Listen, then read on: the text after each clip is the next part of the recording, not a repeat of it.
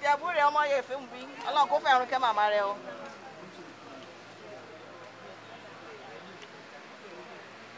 A ń ṣe eré orí ìtàgé tí wọ́n bá rí arákùnrin rẹ̀ tí wọ́n wà tí wọ́n ní swan wọ́n tún máa ń sọ kíní kan wípé ó ṣiṣẹ́ kó dáadáa ó ṣe wà yìí yàtọ̀ sí kó ṣe eré wọ́n tún ní ọ̀wọ̀ ó mọ ó ṣe máa ń darí ètò ó wà níbí láti darí ètò ṣùgbọ́n àwa náà lórí Red Pepper TV mò ń dá.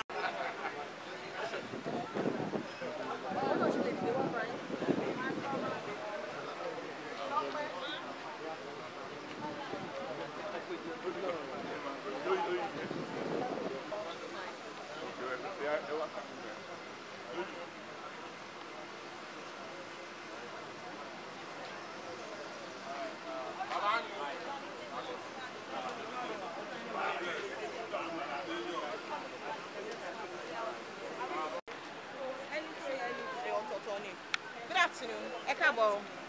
Ẹ káàbọ̀.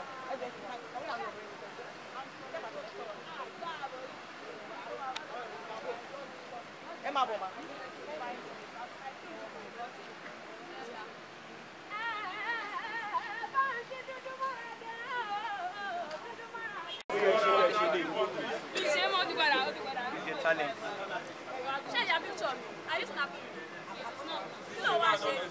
She later stopped. Multi video. Okay, I should take picture.